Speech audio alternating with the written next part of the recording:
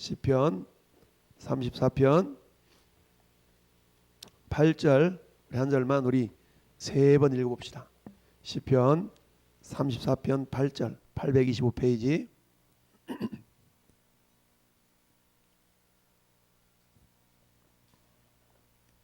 시편 34편 8절.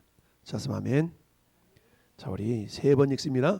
너희는 여호와의 선하심을 맛보아 알지어다. 그에게 피하는 자는 복이 있도다. 아멘. 너희는 여호와의 선하심을 맛보아 알지어다. 그에게 피하는 자는 복이 있도다. 아멘. 너희는 여호와의 선하심을 맛보아 알지어다. 그에게 피하는 자는 복이 있도다. 아멘. 할렐루야. 너희는 여호와의 선하심을 맛보아 알지어다. 그에게 피하는 자는 복이 있도다. 선하심을 맛보아할래? 맛봐야 돼. 좀 맛 좀 봤어요? 짠맛이요? 단맛이요? 짭조름합니까? 쓴맛입니까? 우리가 얘기 그러잖아요. 인생의 쓴맛을 보았다. 인생의 단맛을 보았다. 이런 얘기 하지 않습니까? 근데 성경은 너희는 여호와의 선하심, 할렐루야, 선하심. 선하심이라는 말은 토부라는 말인데, 토부, 하나님 보시기에 좋았더라. 하나님 창세기 1장에 뭐라고 했습니까? 하나님이 보시기에 좋았더라. 보시기에 좋았더라. 그렇죠? 하나님께서 이 지으신 만물을 보시면서 하나님이 이렇게 만족해 하셨어요. 좋아. 이게 토부거든요. 하나님 시선을 볼 때 굉장히 좋은, 이걸 우리가 선하심, 이걸 토부라고 그러는데 하나님 보시기에 좋았더라 라는 얘기입니다. 그처럼 우리를 지으시고 하나님은 모든 피조물들은 보시기에 좋았다라 그랬는데 사람을 짓고는 뭐라 그랬어요? 심히 좋았다고 그랬거든요. 그러니까 하나님이 우리를 지으시고 너무너무 기쁘셨어요. 참, 그래 내가 이제 지은 이 피조물, 그래서 뭐라고 그랬습니까? 이 세상에 있는 모든 피조물들은 그들의 형상대로 지었다고 그랬죠. 개는 개 형상으로, 고양이는 고양이 형상으로, 말은 말의 형상으로 지었어요. 근데 사람만큼은 사람의 형상이 아니라 하나님의 형상으로 지었다고 그랬죠. 그러니까 모든 짐승들이 그들의 형상으로 지어놓고 보시기에 좋았다고 그랬는데 사람은 왜 심히 좋았다고 그랬냐면 하나님의 형상으로 만들어놨거든. 하나님의 형상으로 만드셨기 때문에 사람을 보시고는 심히 좋았다라 라고 말씀하셨습니다. 할렐루야. 그러니까 심히 좋았다. 우리로 말하면, 영어로 말하면 very good 아니겠어요? 심히 좋았다. 그랬던 인간이 죄 때문에 하나님의 심히 좋으신 그 모습들이 다 망가진 거 아니겠어요? 다 망가졌어. 그런데 하나님 어때요? 다시금 그것을 회복시키시기 위하여 예수님이 이 땅에 보내셨어요. 할렐루야.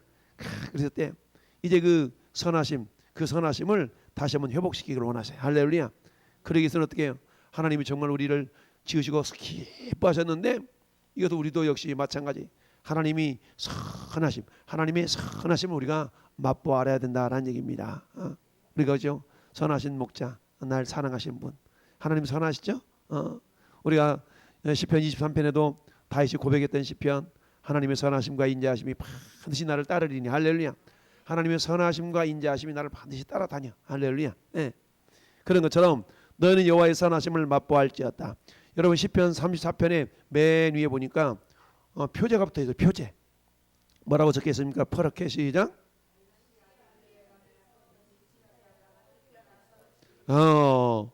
다윗이 아비멜렉 앞에서 미친 채 하다가 쫓겨나서 지은 시. 우리 이걸 표제로 붙여놨지만 히브리 사람들은 이걸 1절로 만드는, 1절로. 이 전체가 22절인데 그래서 히브리인들에게는 23절까지 돼 있어. 그러니까 이렇게 돼 있거든요. 어찌하든 자, 이 시편 34편의 배경을 얘기하고 있는 거예요. 그러면 과연 다윗이 어떤 배경을 가지고 이 시편을 기록했는가를 보면 참 재미있어요. 여러분, 다윗은 하나님을 경외하는 사람이었어요. 하나님을 사랑하는 사람이었고 거꾸로 하나님도 다윗을 굉장히 사랑하는 사람이었어요. 그런데 어때요? 우리가 내 새끼 사랑해가지고 막 너무 사랑하잖아요. 그러면 사랑하는 내 자식이 고생하는 꼴을 보면은 마음이 아파요, 안 아파요? 마음이 아파. 내 새끼 고생 좀 안 했으면 좋겠는데 고생하는 모습 보면 참 마음이 아파. 근데 하나님도 마찬가지 아니겠어요? 내 자식 고생하는, 하나님의 자녀들이 고통당하는 걸 하나님께서는 막 안타까워하지 않겠어요? 근데 여러분, 이 다윗도 하나님 보실 때 정말 고통스럽고 힘겨운 그런 삶을 살아내고 있잖아요. 근데 지금의 상황이 어떤 상황이었냐면 이미 사무엘 선지자를 통해서 다윗에게 기름을 딱 부어가지고 다음은 왕은 너야. 다음 왕은 너야. 이렇게 이미 예정된 상태거든요. 그런 상태에서 사울왕에게 쫓겨다니는 겁니다. 사울왕에게 쫓겨다녀. 근데 그때 사울 왕은 이미 하나님 앞에 버림받은 상태였어. 하나님께 버림받은 상태였기 때문에 하나님이 제압사게 야 됐다 너는 그만 야 다윗 너한테 기름도 부었으니까 이제 지금부터 네가 왕해. 이러면 얼마나 좋겠어요. 근데 그러지 않냐고 하나님은 다시를 뺑뺑이 돌리는 거야. 뺑뺑이 돌려. 세상 말로 뺑뺑이 돌려. 왜 그러냐면 하나님이 쓰시기에 가장 합당한 믿음의 그릇으로 빚어가는 과정이 빚어가는. 여러분 빚어가는 과정이 없다면 저와 여러분도 역시 마찬가지 하나님의 귀하게 쓰임받을 수가 없습니다. 여러분 고철 1kg, 고철 2kg는 1kg은 고철 2kg은 그냥 고철로 팔면은 1,000원 이 정도 간다 칩시다. 고철 1kg은 그냥 팔면 1,000원이야. 근데 고철을 대장장에 사가지고 풀무불 속에 집어넣었다가 방망이 밑에 들어갔다가 물속에 들어갔다가 불속에 들어갔다가 물속에 들어갔다가 방망이 밑에 들어갔다가 이렇게 여러 번 하다 보니까 이게 뭐가 아주 요리사들이 잘 사용할 수 있는 막 칼이 나왔네. 그러면 고철 1kg짜리가 이 그야말로 최고 인류 요리사들이 쓸 수 있는 칼을 만들었다 칩시다. 그럼 칼값은 얼마 될 것 같아요? 이건 매길 수 없겠죠. 이거 마찬가지. 우리가 그저 예수님을 그냥 믿기만 하고 쫄랑쫄랑 예배당에 들락거리는 그런 신앙인 가지고서는 하나님께 귀하게 쓰임받을 수가 없습니다. 우리 어떤 과정을 겪어야 돼요? 그러려면 연단과 시련의 과정을 거쳐서 할렐루야 그런 과정을 거쳐서 하나님께서 쓰시기에 다 합당한 마치 모세는 40년 왕궁에서 훈련받았잖아요. 40년 광야에서 훈련받았잖아요. 나머지 80세에서 120살까지 40년을 쓰임받기 위해서 80년을 훈련받았어요. 우리 그래 조금만 훈련하자 그러면 막 싫어가지고 뺀질뺀질 하잖아요. 근데 그렇지 않다는 얘기입니다. 우리 김준원 우리 집사님이신지 성도님이신지 하나님 때문에 훈련 좀 받으셨어요? 하나님께 쓰임 받으려면 훈련을 받아요. 세상 말로 모진 풍파 다 경험하고 나서 그런 가운데 하나님께서 귀하게 쓰신 줄 믿습니다. 이 다윗을 그냥 쓰면 얼마나 좋겠어. 이미 왕으로 점지했는데 이미 왕으로 기름도 부어놨는데 얼마나 그대로 쓰면 좋겠어요. 근데 하나님 그렇지 않냐고 다윗한테 그냥말로 쫓겨다니면서 이리 도망가 저리 도망가. 근데 이스라엘 나라 땅에는 도망갈 데가 없었어요. 더 이상 도망을 못 가. 그래서 어디로 도망가느냐 블레셋 땅으로 도망가. 블레셋은 이방 땅이거든요. 이방 땅으로 도망간 거야. 이방 땅으로 도망갔어. 그런데 이방 땅으로 도망갔더니 세상에 알아보는 사람들이 있는 거야. 다윗을 어쩌나 유명했던지 알아봐가지고 이 블레셋 왕 아기스가 있는데 이 아기스한테 가서 그러는 거야. 왕이시여 내가 가만히 보니까 저 인간 지금 저 이스라엘 백성들이 다윗이 죽인 자는 만만이요 사울이 죽인 자는 천천히 했던 그 다윗인데요. 딱 그러니까 이 다윗이 털컥 겁이 난 거야. 왜 그 지금 사울 왕한테 쫓겨나와가지고 지금 겨우 숨어서 지금 도망하고 있는 신세인데 아니 자기를 알아보면서 저 사람 저 이스라엘 땅에서 굉장한 전과를 올리는 대단한 사람이라고 다윗 죽인 사람은 만만이고 사울이 죽인 사람은 천천히라고 했던 그 장군이라고 막 이러니까 이 아기스도 약간 그렇지 않았겠어요? 그랬을 때 다윗이 취했던 행동은 뭐예요? 나 아닌데요? 이렇게 발뺌하는 것이 아니라 힘을 질질 흘리면서 미친 채 그래가지고 이 아기스 앞으로 이 다윗을 데려갔네. 그랬더니 다윗이 침을 질질 흘리면서 헛소리도 좀 하고 미친 채 했더니 아기스가 뭐라고 해? 야, 너 데려올 사람 없어? 이 미친 놈을 나한테 데려와서 데려가 이랬던 거예요. 이야, 그래가지고 죽임 당함을 모면한 거 아니겠어요? 그리고 나서 딴 데 도망가가지고 지은 씨가 요 34편이야. 그러니 거의 죽을 상황, 그야말로 사망의 음침한 골짜기를 다녔던 그런 다윗이 비록 자기가 미친 채 하면서 이렇게 했지만 다윗의 믿음은 뭐였어요? 그런 상황에서 나를 구해줬다 이거죠. 하나님이. 만약에 아기스가 자기 신하들 말 듣고 이런 미친 채 하는 것만 두들겨 패봐 막 시비 두들겨 패라 만약 이럴 때는 못 썼을 뻔했어요. 그런데 그렇지 않냐고 이 미친놈을 데려올 사람 나한테 데려가 이랬던 거예요. 그러니까 그 참에 이 다윗이 이렇게 물러가지고 도망가서 살았어요. 그 모습을 다윗은 어떻게 고백하고 있냐? 하나님이 날 구해주셨다. 할렐루야. 하나님 날 건져주셨어요. 우리 그러잖아요. 예수 믿지 않는 사람들이 예수님 이렇게 믿는 사람들의 그 어떤 모습들을 보면 참 이상하. 야 그게 어떻게 그렇게 될 수 있냐? 막 그런 말 하거든요. 우리는 모든 걸 다 하나님의 은혜라고 그러잖아요. 이래도 하나님의 은혜, 저래도 하나님의 은혜. 할렐루야. 야, 너는 어떻게 두드러 맞추냐? 막 이러잖아요. 사실 맞거든요. 그러니까 모든 상황이 하나님의 은혜였던 것을 다시 고백한 겁니다.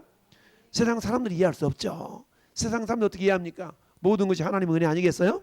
모든 게 하나님의 은혜야. 그러니까 두들겨 맞아도 하나님의 은혜요, 쫓겨 다니는 것도 하나님의 은혜요. 왜? 그런 가운데서 하나님께 마지막에는 결국 구해 주실 거거든. 할렐루야. 그런 연단의 과정을 통해서 결국 이스라엘 나라의 성군 위대한 왕 다윗이 나온 거 아니겠습니까? 마찬가지입니다. 전 여러분들도 하나님 우리를 쓰시기를 원하셔요. 하나님 저를 써 잡수시옵소서. 우리를 하나님이 쓰시기를 원하시는데 그냥 쓰는 법이 절대 없습니다. 하나님 우리를 연단해서 하나님의 뜻대로 하나님께서 이 정도면 됐다. 여러분 오죽했으면 하나님이 아브라함을 이제야 네가 나를 경외하는 줄 알았구나 라고 그렇게까지 칭찬하시잖아요. 이삭을 아브라함아, 하나님 너 네 아들 이삭 바쳐봐. 하나님 무슨 말씀이세요? 어떻게 얻은 아들 레미를 바쳐라 그러세요? 이러지 않았어요? 다 이삭을 데리고 이삭아 가자. 어디야 아버지? 하나님께 예배하러 가자. 다 그 장작 들고 불 들고 하나님이 명하신 모리아 산까지 가잖아요. 하임 둘 데리고 그리고 탁 가는데 사흘째 되는 날에 보니까 하나님이 말씀하신 그 장소가 나타났어. 두 하인을 탁 떨쳐놓고 이렇게 얘기했잖아요. 얘들아 예 주인님, 너희들 여기서 기다리고 있어. 나와 이 아들이 저기 가서 함께 예배하고 함께 돌아올게 이렇게 얘기하잖아요. 근데 함께 돌아올 수 없잖아요. 이삭을 번제로 드려야 되니까. 그랬는데 아브라함의 믿음은 어떤 믿음이었어요? 하나님이 100세에 얻은 아들인데 하나님 데려가시면 약속을 이룰 수 없잖아요. 그러니까 이놈 어떻게 되는지 하나님이 나는 모르지만 하나님 다시 살려낼 것 같아. 그래서 뭐라고 고백했어요? 우리 가서 함께 예배하고 함께 올게. 하인들한테 이렇게 얘기한 거 아니겠어요? 근데 현실은 뭐예요? 이삭을 죽여야 되는 거야. 그래서 어때요? 가면서 아버지 오냐 하더라. 내가 얘기했다. 그거 이상하네요. 뭐가 이상하냐? 불도 있고 땔감도 있고 그런데 번제할 어린 양은 어딨나이까? 이렇게 물어보니까 뭐라고 그랬다고 했어요? 아버지 이삭이 아브라함이 네가 인마 번제물이잖아. 이렇게 대답하지 아니하시고 하나님께서 친히 준비하실 거야. 하나님 준비하실 거야. 여호와 이래. 그래가지고 어때요? 모리아 산에서 이제 이삭을 결박해가지고 칼로 이제 각을 뜰라고 막 내리치려고 그러는 순간에 아브라함아 하늘 말리시잖아요. 아브라함아 다 말려가지고 하시는 말씀이 네가 이제야 나를 경외하는 줄 알았다. 그러면서 이렇게 뒤돌아보니까 수풀에 걸린 순양 한 마리가 있어서 그걸로 대신해서 제물을 드렸던 거 아니겠습니까? 할렐루야. 이처럼 그리고 나서 하나님이 아브라함을 칭찬하시는데 이제야 네가 나를 경외한 줄 알았구나. 그러면서 내가 너로 큰 복을 주어. 할렐루야. 나랍시다. 큰 복을 주어.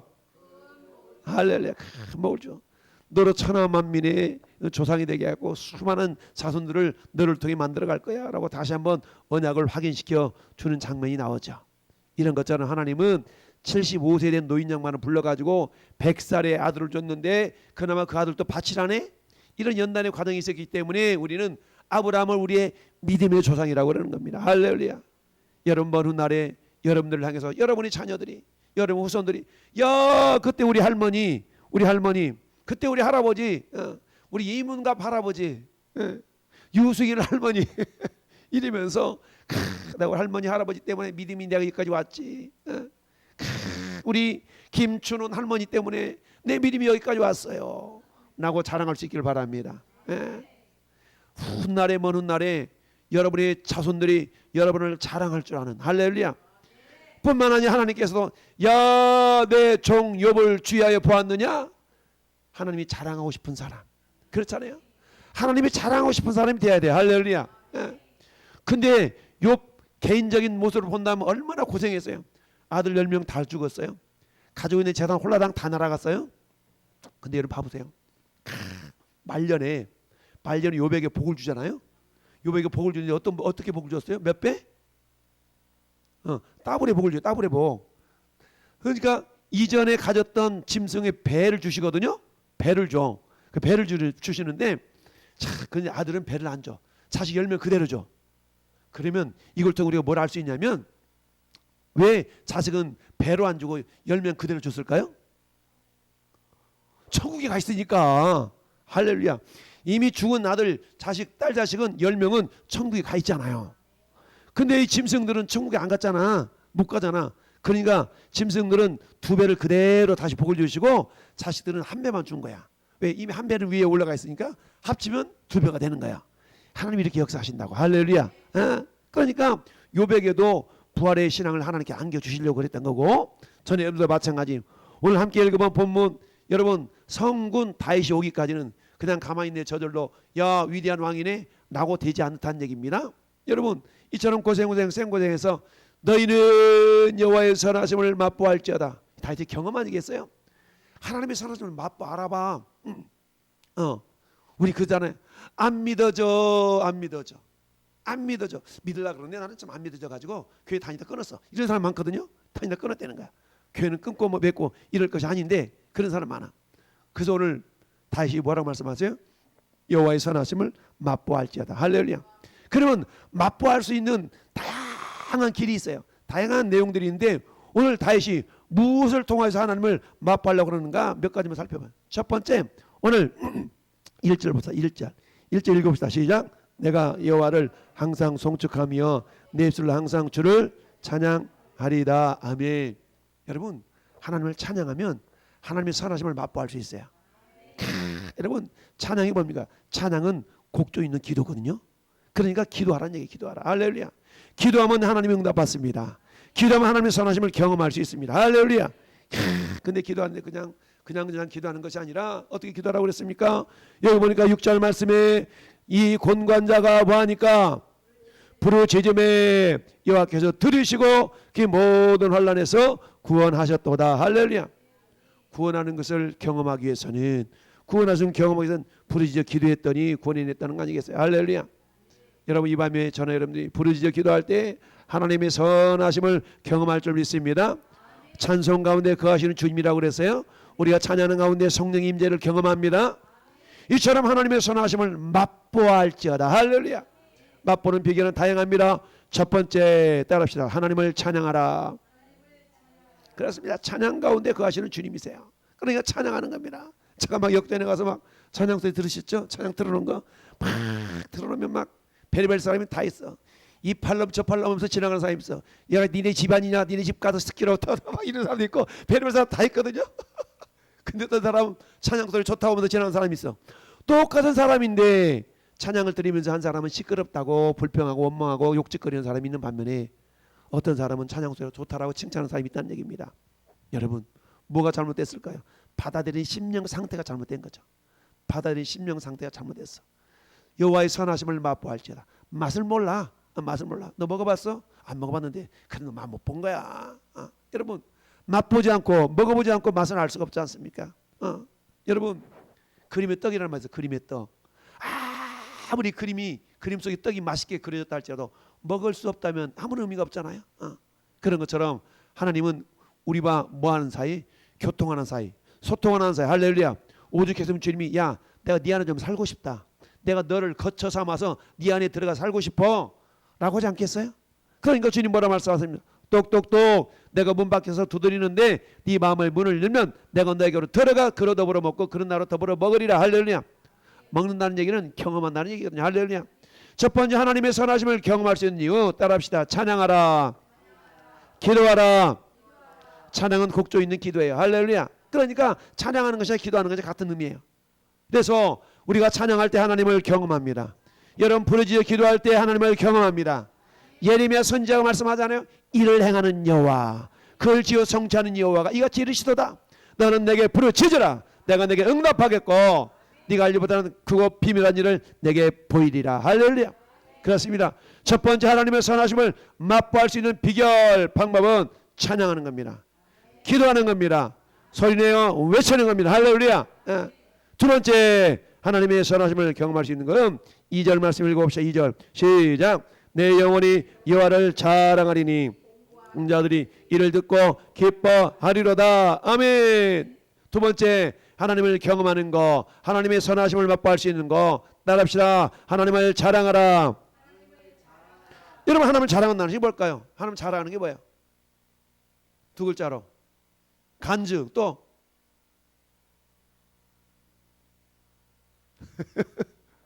요즘 목사님 열심히 하는 게 뭐예요 지금?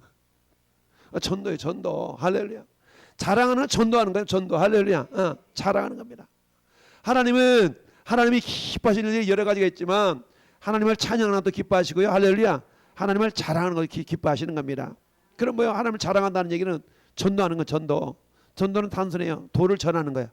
도를 전하. 그게 뭐냐면 예수가 그리스도임을 전하는 거죠. 그러니까 제가 평생 예수 전하는 게 다른 게 아니야. 그냥 예수가 그리스도라고 전하는 거야. 그 예수가 그리스도가 뭔가를 설명해 주는 겁니다.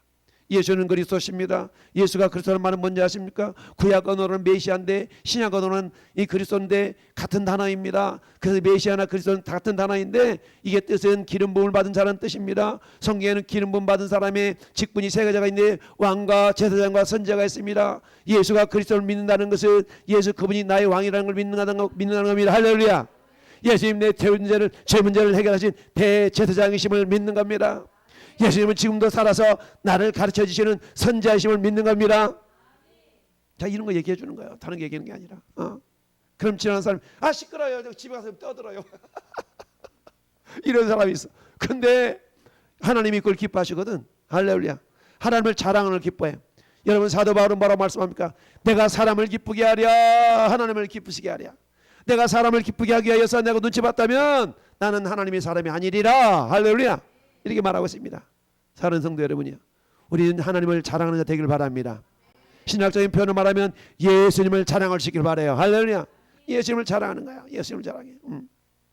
예수님 찬양, 예수님 찬양, 예수님 찬양합시다. 할렐루야. 예수님을 자랑하라. 할렐루야.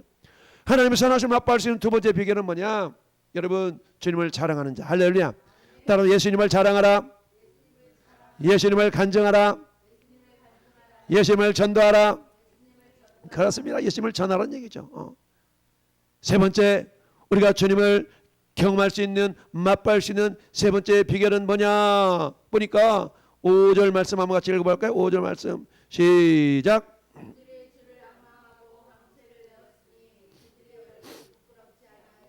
아멘. 따라합시다. 주를 앙망하라.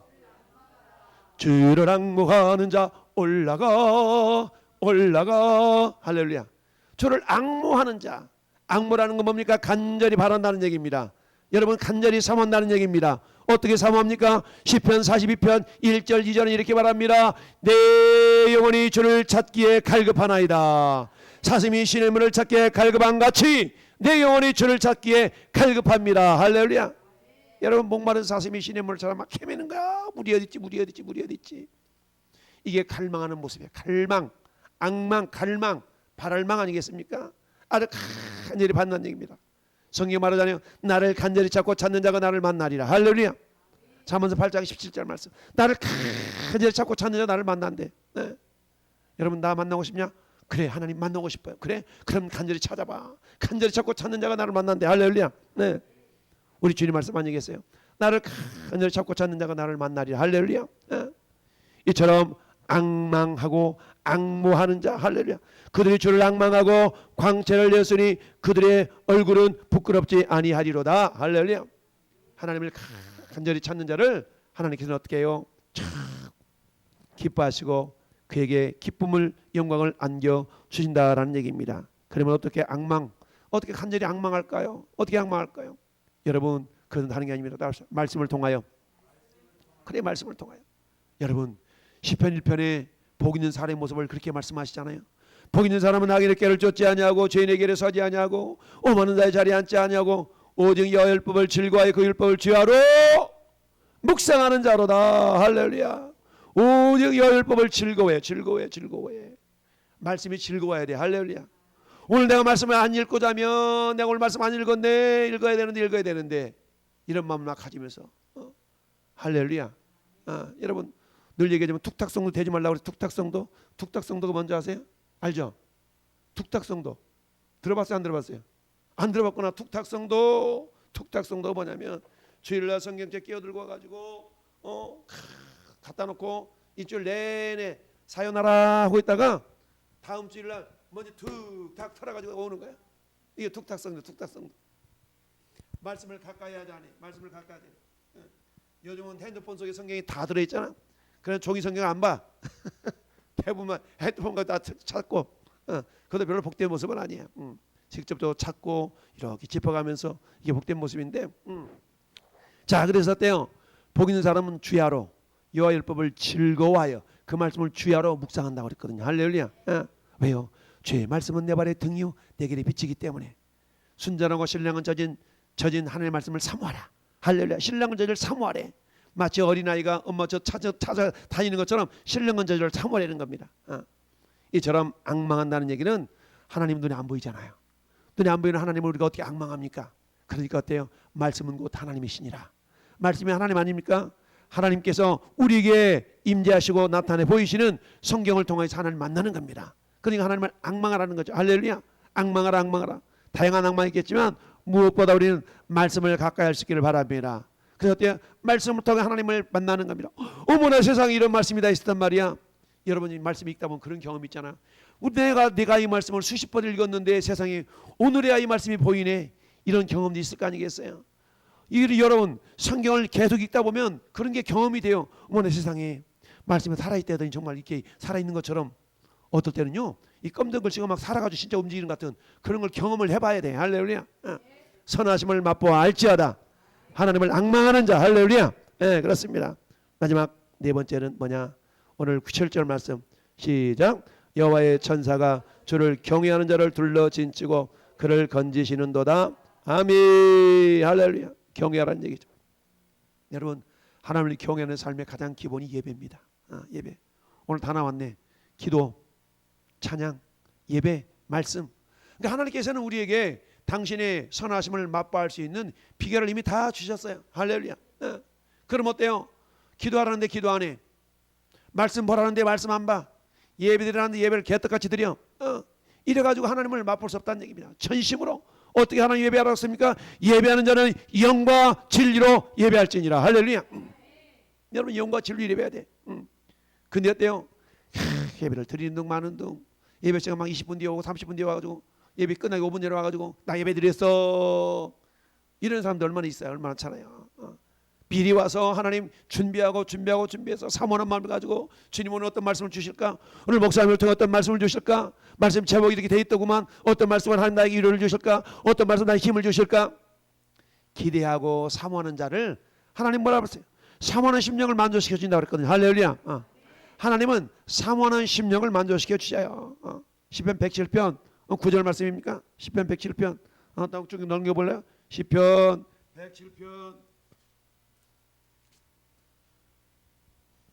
9절 시편 107편 9절에 봐보세요. 시편 107편 9절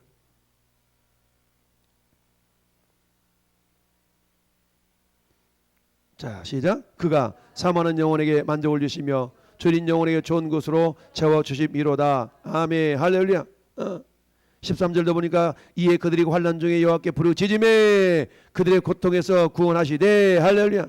구원하셔. 근데 어떻게 구원하신가 봤더니 저 19절 다시 봐요. 이에 그들이 그들의 고통 때문에 여호와께 부르짖음에 그가 그들의 고통에서 그들을 구원하시되 어떻게? 20절 시작. 그가 그 말씀을 보내어 그들을 고치시고 위험한 층에서 건져 주시는 도다. 아멘. 할렐루야.